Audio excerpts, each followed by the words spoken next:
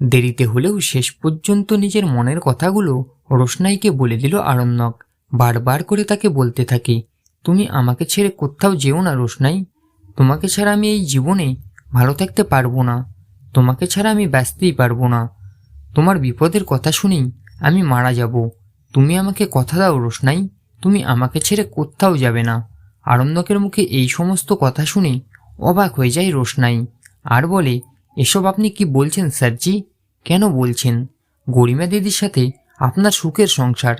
রোশনাই এই কথা বলতেই তার হাত ধরে আরণ্যক বলে, এই হাত আমি কোনোদিনও ছাড়বো না রোশনাই, সারা জীবন আমি তোমাকে এইভাবেই ধরে রাখবো, আর তুমি যদি না থাকো আমার জীবনে তাহলে আমি সত্যিই অনেক দূরে এ পৃথিবী থেকেই চলে যাব। আরণ্যক এই কথা বলতেই তাকে জড়িয়ে ধরে কান্না করতে শুরু করে রোশনাই। তো বন্ধুরা, শেষ পর্যন্ত কাছাকাছি আসলো রোশনাই আর আরণ্যক। এবার কি তাহলে তাকে স্ত্রীর মর্যাদা দেবে আরণ্যক আর কলকাতায় তাদের বাড়িতে নিয়ে যাবে? আপনাদের কি মনে হয় কমেন্ট করে অবশ্যই জানান। মূল ধারাবাহিক দেখতে হলে অবশ্যই চোখ রাখুন স্টার জলসার পর্দায়।